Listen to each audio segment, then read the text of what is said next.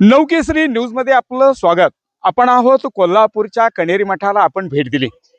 खऱ्या अर्थाने कणेरी मठाला ब्रह्मलीन काडसिद्धेश्वर महाराजांच्या पदस्पर्शाने पावन झालेल्या या भूमीला महाराष्ट्रातून जवळजवळ लाखो पर्यटक आहेत ते येत असतात। पण आयुष्यभर समाजासाठी आणि आपल्या कुटुंबासाठी झटणाऱ्या आमच्या महिला भगिनी आहेत ते आपल्याला सातारा जिल्ह्यातील रहमतपूर या गावावरून मोठ्या संख्येने आलेले बघायला मिळतात।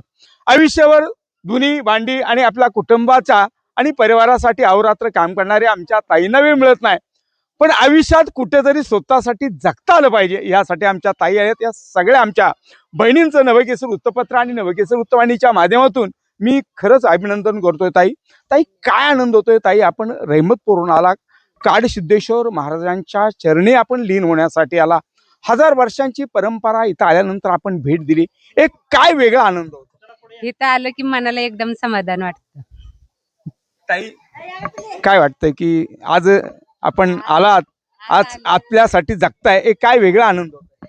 नेहमीच सर्व स्वतःसाठी जगतात, आम्ही पण आमच्यासाठी जगणार ना। भाऊजीने काय घेऊन आला नाही? नाही, ते त्यांच्या ह्याने फिरतात, आम्ही आमच्या ह्याने फिरणार। किती मैत्रिणी आपण आलात? 15 मैत्रिणी।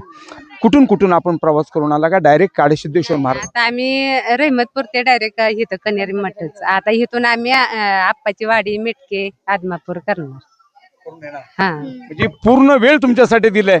आता महिला एक विशेष म्हणावं लागेल की महिला विशेष दिन असतो, महिला बरोबर आहे, मग हा महिला दिनच म्हणावं लागेल।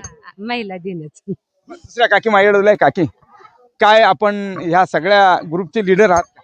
हो, लीडर आहात। हो, काय आनंद होतोय काकी आपण भेट? आनंद म्हणजे कसा रोज कामातच वेळ असतो, कधीतरी 4 दिवस जावं वाटतं, म्हणून आज आजचा दिवस निवडलाय, त्यामुळे आम्हाला खूप आनंद झाला। पाठीमाग काकांच्या जेवणाची व्यवस्था केली? केली आहे, सुनबाई आहेत की। हा, इथं आल्यावर आपलं मन प्रसन्न होतं, कधीतरी बाहेर जायला वेळ बी असावा असं वाटतं ना। खऱ्या अर्थाने कणेरी मठावर आल्यानंतर इथं प्रत्येकाच्या चेहऱ्यावरचा जो आनंद होता तो काही वेगळा होता। माझ्यावर दुसऱ्या ताई जोडलेल्या आहे।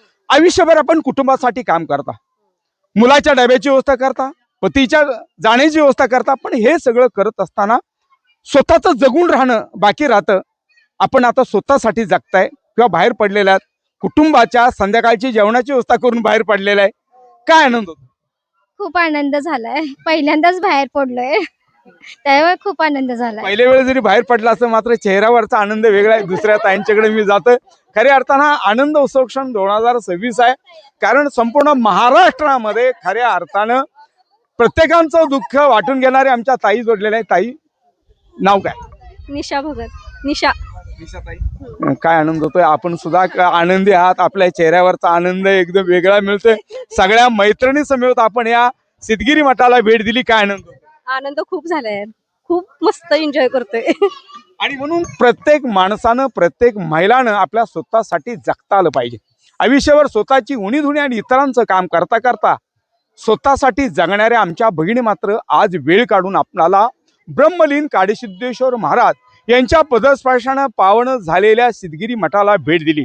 म्हणून कणेरी मठाला आल्यानंतर प्रत्येक माणसांच्या मनात भाव आणि त्याचबरोबर आपल्या कुटुंबाचा पाठीमागे ठेवून आलेल्या कुटुंबाची ओढ ही काही वेगळी म्हणावं लागेल।